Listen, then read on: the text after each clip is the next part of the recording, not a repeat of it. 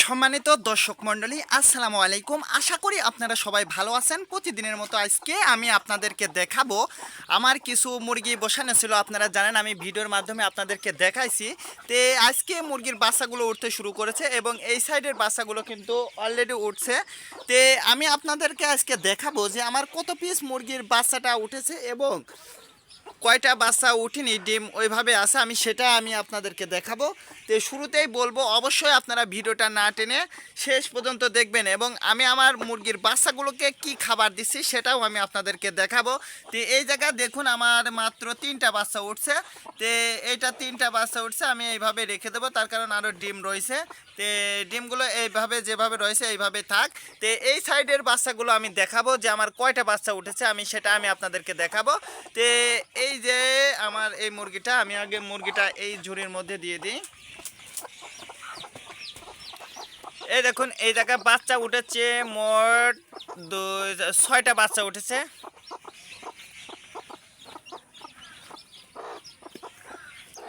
এই জায়গায় বাচ্চা উঠেছে মাত্র 6টা, একটা সাদা বাচ্চা উঠেছে।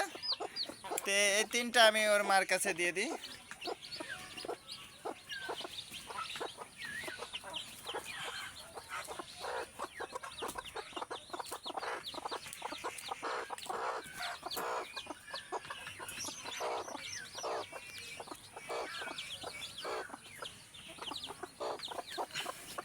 এর মুরগির মাটা অদল বদল হয়ে গেছে, এই জন্য আমাদেরকে একটু সমস্যা হয়েছে।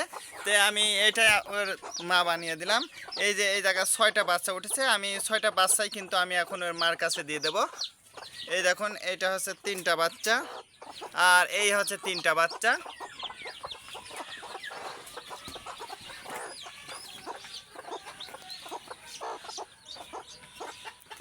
তে আপনারা যারা ছোট পরিসরে খামার করতে চাচ্ছেন আমি তাদের উদ্দেশ্যে বলবো যে অবশ্যই আপনারা সর্বপ্রথম মুরগি দিয়ে আপনারা বাচ্চা উৎপাদন করে তারপরে আপনারা মুরগিটা পালন করবেন, তাহলে আপনারা লাভবান হতে পারবেন। এ দেখুন আমার 2টা ডিম মিস গেছে। এই দেখুন এই 2টা ডিমে আর ছা উঠবে না, তার কারণে এই 2টা ডিম হয়তো বা নষ্ট। তে আমি এই খাঁচিতে দেখবো এখন আমার মুরগির বাচ্চাটা কয়টা উঠেছে। এইটা হ্যাঁ, এটা এখনো ঝাঁকালু হয়নি, এটা এখনো ভালো করে ঝাঁকালু হয়নি।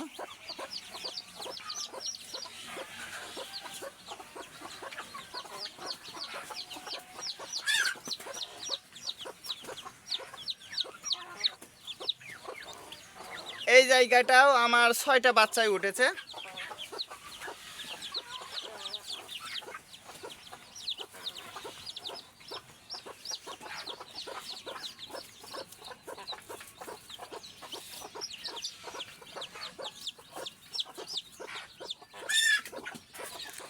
তাহলে কিন্তু আমার এই জায়গায় 6টা উঠেছে, এই জায়গায় 6টা উঠেছে, মোট 12টা বাচ্চা কিন্তু আমি পেয়েছি।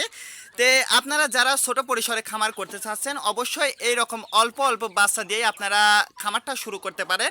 আজকে এ পর্যন্ত, ভালো থাকবেন, আল্লাহ হাফেজ।